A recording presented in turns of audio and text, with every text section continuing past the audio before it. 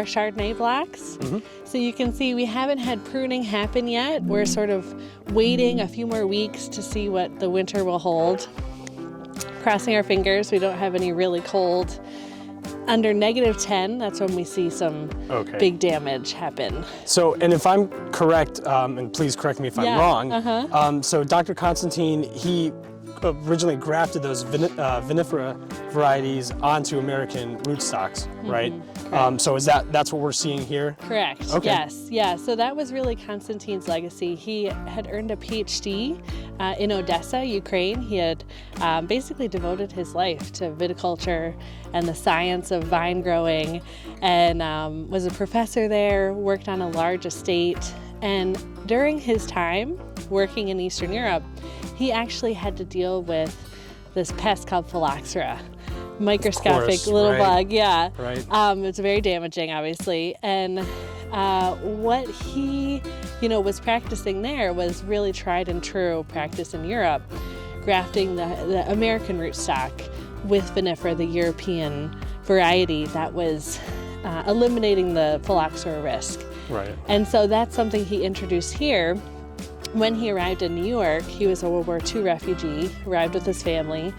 And what was missing in our region, we have a long history of producing wine, growing grapes, going back to the mid-1800s actually.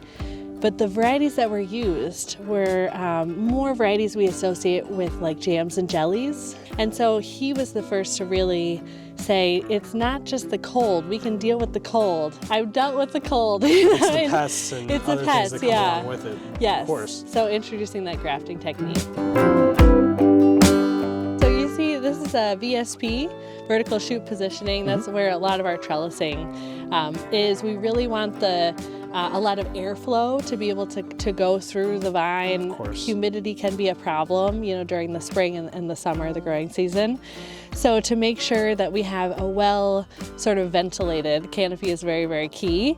And then the hilling up is critical because this is a step that without this, growing the tender, European varieties would be very challenging. We are close to this very deep lake. Keuka Lake is at its deepest point, 187 feet. Okay. So it is very deep. We also have vineyards on Seneca Lake, which you're talking, around over 600 feet deep, incredibly deep. Yeah. And these lakes have a moderating effect. So, holding the heat, past the summer to kind of help with any winter issues. And then making sure that we don't warm up too quickly. And so the hilling up practice, we're basically, pulling about a foot of soil to protect that graft union, which is the most vulnerable portion of the vine. And that without, hilling up and insulating with soil, you leave it vulnerable to more damage, with our cold winters that we get here in the Finger Lakes. Of course. Excellent. So you mentioned, this is Chardonnay right here. How about some of the other rows? Yes, yeah. So this kind of home farm, we have many different grape varieties. We have also Gewürztraminer a little further down. We have this ancient Georgian variety called Ricatatelli right behind us here. That is just an incredible variety that Konstantin had planted in Ukraine and brought it here to the United States. One of the oldest grapes in the world. That's awesome. Super, super cool. It's a white grape. We also have Cabernet Franc. We have Pinot Noir, Riesling, of course. Yeah. So we have a myriad of different grape varieties. Wonderful. Within walking distance here. We're really focusing on more the Northern European wine grapes. So things that can tolerate, some colder weather. But I would say by and large, Riesling is the key variety. And this is the grape that's really put our region on the international wine stage. And also the diversity of styles. We look at the soil, we look at the site. If there's some humidity and we get botrytis every year, we do some dessert styles on those sites. Delicious. Yeah. We're also working with traditional method sparkling wines. So one of my favorites. Perfect. Great. Yeah, we're gonna have some good wines to taste, Connor. Yeah. So, and the last thing I really wanted to touch on was, is there anything new and exciting or any new varietals that you're working with? Anything new that we should expect? One that we're really, really excited about is a red grape called Separavi. Ah, yes. You know I've heard of it. You've heard of it. Yes. So that is a red grape. It's another Georgian variety, and it's one that Konstantin also introduced, to our region here in the 1960s. And recently it's caught on a little bit in our region, and we're seeing a lot more emphasis on the variety because it's a Teinturier variety, so it has colored juice. So it can produce a pretty full-bodied, bold style, which is something that is not always possible especially in cooler years. Of course, yeah. But it has a lot of potential in this region. So Megan, can you tell me a little bit about the building that we're standing in front of? Absolutely. So this building dates back to 1886. It was one of New York's first wineries called the Western New York Wine Company. So very literal name. We are in Western New York. Yeah. It was a German family that immigrated here, and they were producing wines from Concord. Unfortunately, as many wineries did, they went out of business during Prohibition. Yeah. And then my grandfather, who was the son of Konstantin, purchased the property in the 1970s, renovated the cellars, and had a dream of producing world-class traditional method sparkling wines. And that's what we continue to this day. Excellent. So can we go check them out? Let's check it out. Come on.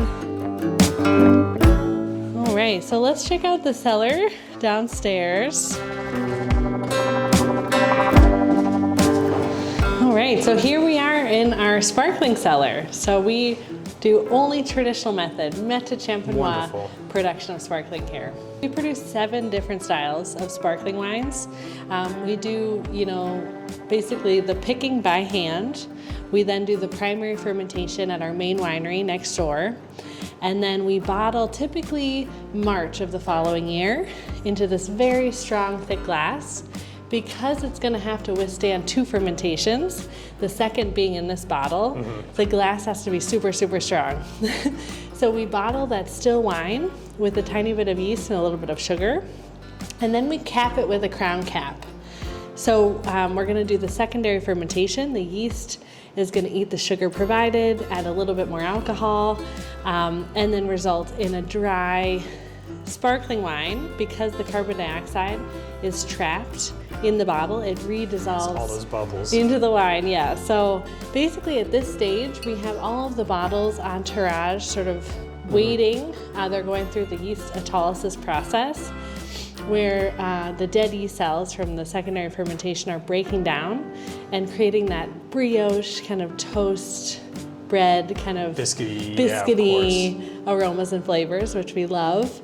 After a few years, we're ready to get the wine off the lees, and we can't sell it obviously with that grainy kind of sediment, so we need to get that out of the bottle. And the first step of the way we do that is riddling. So we have these riddling racks, basically for about 2 weeks, push and turn, quarter turn.